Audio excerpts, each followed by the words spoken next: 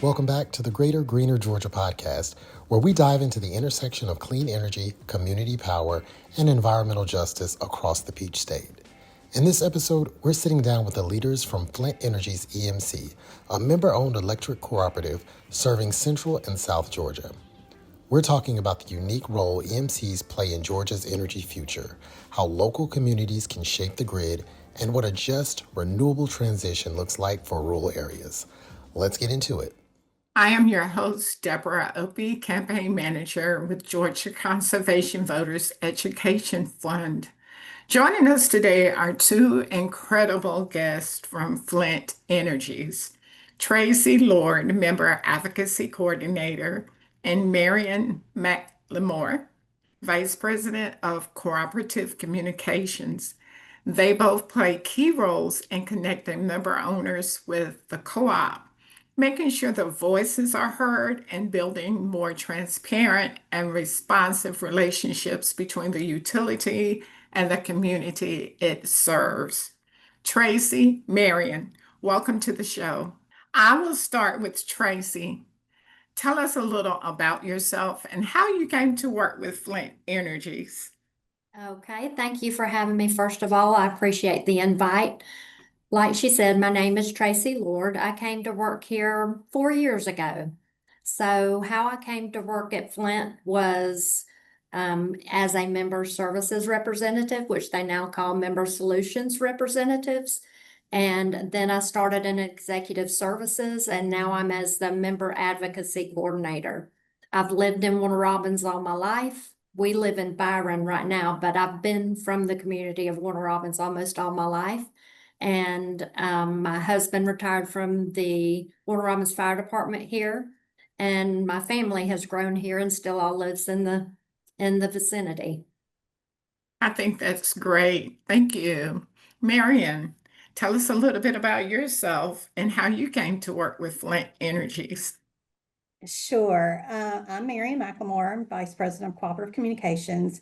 I actually have been here at Flint 20 years. I came as the Manager of Public Relations 20 years ago, and I guess it's about 8 years now, I was promoted to Vice President of Cooperative Communications. Live here in the community. My husband is born and raised in Warner Robins. And so we have, all of our family located here, but I moved here for the job. Okay, amazing. So either one of you can address this question. Can you explain what an electric membership cooperative is for those who may not be familiar? Of course, an electric membership corporation is an electric utility that is owned by the customers it serves. It's a little different than the IOUs, the investor-owned utilities that are more commonly known. Investor-owned utilities are owned by stakeholders, investors, people usually that don't actually live in the territory that utility serves. Whereas an electric membership corporation, actually the employees, everybody lives and works within that service territory and serves the members, because they're their neighbors. I love that. I think that's very special. So what does member engagement look like at Flint Energies, and how has that engagement evolved over time? Well, I'll take that question.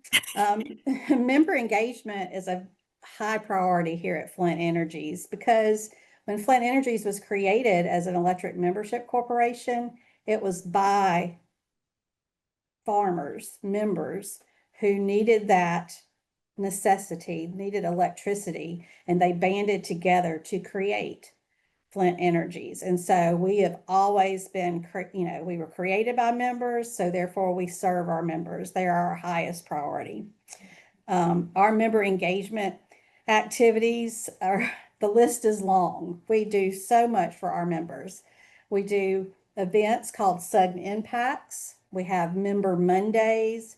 We have, our social media is a way for our members to engage with us. We have member surveys. We do a lot of volunteerism within our communities and with our members. We educate our members. We do so many things. I wanted to touch on sudden impact events. That's something that sort of came about as sort of like the flash mob, activities you would see on social media where something would happen all of a sudden and it would be captured on social media. Well, our sudden impact events kind of takes, a bit of that information, that thought process, and we create sudden events that benefit our members. And usually we do that through donation drives or even giveaway events, and they always are there to benefit our members in some way, shape, or form. And it's not necessarily all of our members, but it could be a special group of our members, like veterans or widows or senior citizens, could be spouses of deployed military members. It could be, we narrow it down to so many different groups, and we try to touch all these groups over the course of time. And we've had about 150 of these sudden impact events since we started them in 2015. We have about 12 or so a year, and our members just absolutely love them. And just two quick examples of sudden events we've done in the past. One we did a couple of years ago where we gave out a 4-quart box of peaches, fresh out of the orchard at Lane Southern Orchards in our territory. And we ended up giving out 648 boxes of peaches at one event. It was very well received. Our members absolutely loved it. Another one, we actually hosted a movie in a park with one of our local law enforcement agencies. And, we really anticipated only a couple of hundred of our members to show up, and ended up over 1,200 members showed up to the movie in the park event. And so these are just some of the member engagement things that we do where we can show that we love our members. It is such a good opportunity for us to get out and work with our members and see those members and interact with them. And it's good for them to see that there's so much participation from the co-op that wants to come out and serve. I think that's great. And I'm glad you jumped in, Tracy, because I wanted to ask you, as a member advocacy coordinator, what does your job look like day to day? My job day to day is serving our members, and it's members that may for the first time have gotten into maybe a bad spot, and they just need a little encouragement. They just need a little help. And I am able to work with some wonderful agencies, some wonderful organizations and churches and people that I can make contact with that are willing to help out our members. And it is just so rewarding because I'm able to speak with these members and, tell them that we care about them. We're not here to just shut them down or turn them off. We're here to see if we can come alongside of them and give them some help. And the agencies that I work with are just phenomenal. And on a day-to-day basis, I get to work with some very nice people. So basically what I do is I take pledges from the agencies on our members who may have had an appointment with them or may have shown up at their organization for help. And I'm able to give them information and tell them where else they might go or what other avenues that they can turn to for help. And it's a very rewarding job. And we help a lot of members that way through working with the agencies. And I love that. So what does your follow-up process look like? For instance, you may have member owners who need more than just aid for a month, but they need additional support over a longer period. how does that look?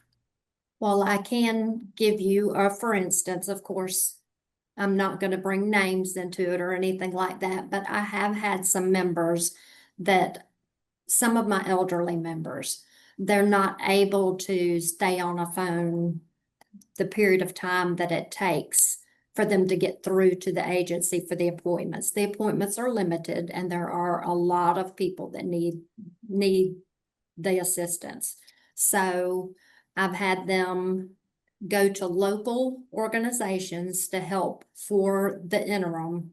And then several of them I have asked, look, if you can't do this, come up here, come up to Flint, meet with me, bring your computer, bring your phone, let me try to assist you in getting through to the agency, or with the paperwork that it might take, help you through it, help you see, the process. And that's been very effective. Or I've reached out into the communities. I've had one recently that she's from a community that's very rural.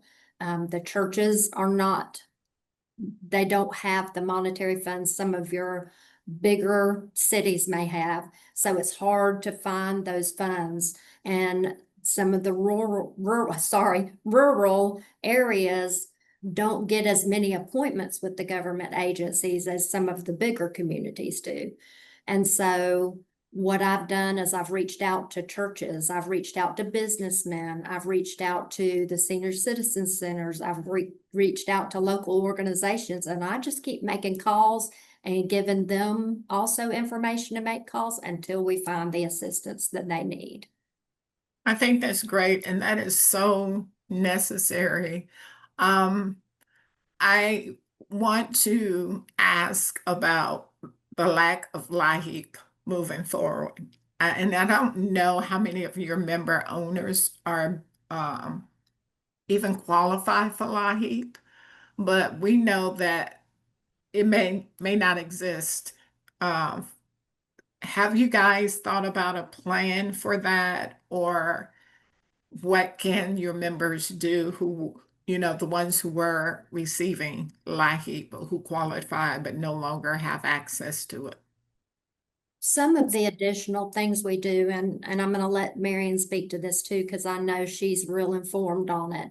But some of the additional things we do with our members is, let me give you an example. I had an older member. Back in the day, we could write a check and it wouldn't post for against our checking account for weeks. So he was still of that mindset. I can write a check and it'll get me through to the next several weeks, when it doesn't anymore. Everybody knows it's an instant thing now. So I educated and I said, okay, now we can't write checks anymore like that. That just causes you more trouble with more fees and you get more backed up. So let's not do that anymore. Let's take this approach. I'm not a financial advisor by any means, but we can kind of get them to see how things are moving these days and educate them on, let's take our check. We get it at the beginning of the month. Let's see if we can make your payment due at the beginning of the month instead of in the middle of the month. Let's see if we can break your check up and you can pay part of it here and part of it there. I think education is key. And that's where Marion and her department come in, and I'll let her speak to some of the things that we can educate. Of course, yes, education is key. But we, as a co-op who are owned by our members, we have to think, like the member. Some of us, even the employees, are members. So we're not only receiving service, we're also giving it. So we have to look at both sides, and we got to do what's best for our members. So this, anything like the LIHEAP funds running out, we are already having conversations on how do we address that. We don't necessarily have the answers, perhaps, at this moment, but we will find an answer. But we do have some things that can help in the interim.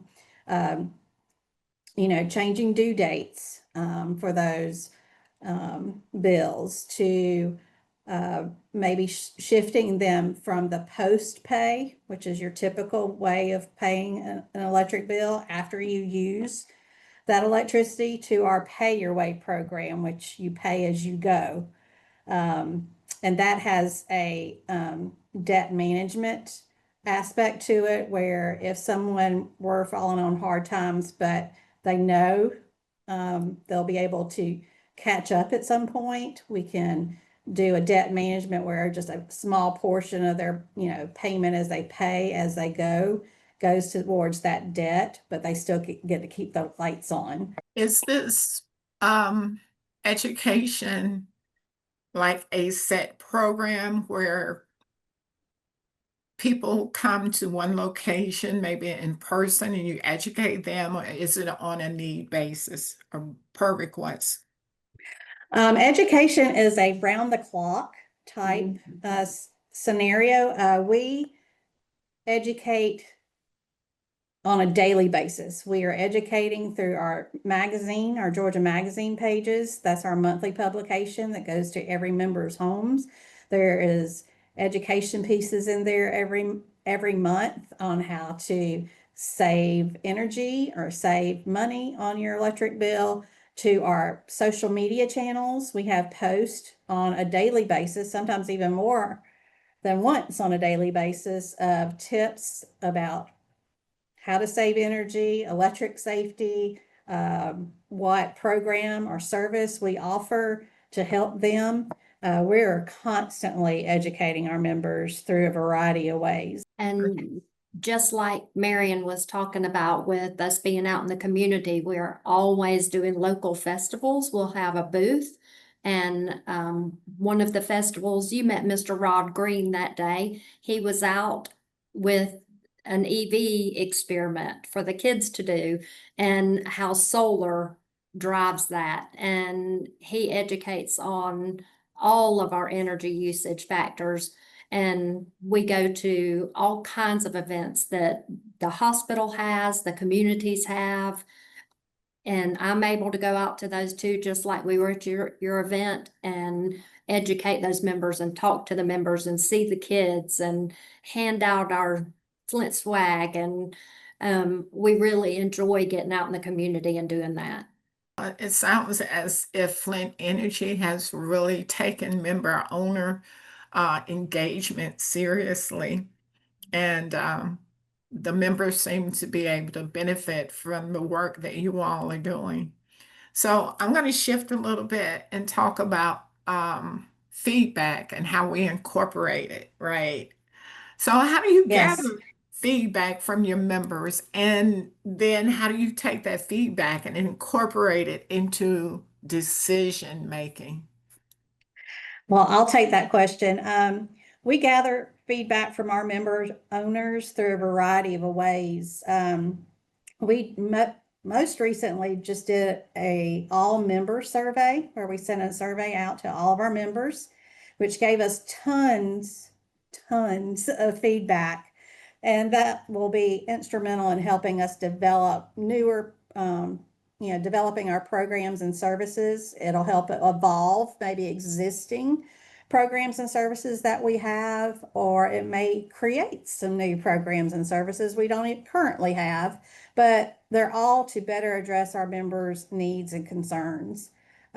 We continually gather feedback through even member comments on our social media channels. We get those quite frequently, but we'll usually take those.